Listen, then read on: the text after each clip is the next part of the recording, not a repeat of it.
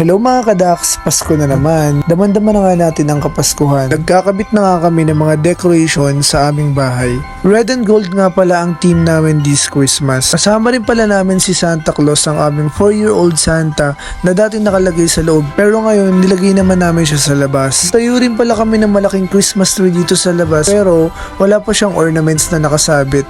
For now, Christmas lights muna. Naalala ko dati ang lit-lit lang ng Christmas tree na yun mga kadaks, pero ngayon grabe, sobrang daks na niya. Uy! Dati kalahati lang ng pinto namin ang may garland, ngayon buo na. Wow! Kabit din pala kami ng simpleng decorations dito sa loob ng bahay sa ibabaw ng aming TV. Naglagay din pala kami ng medyo daks na Christmas tower dito sa gilid ng TV. Naalala ko dati display lang yung mga regalo, ngayon totoo na. Sobrang nag-enjoy kami at love na love ng family ko na magkabit ng Christmas decorations taon-taon. Pero ang mahalaga, masaya at kumpleto ang pamilya ngayong Pasko mga kadaks.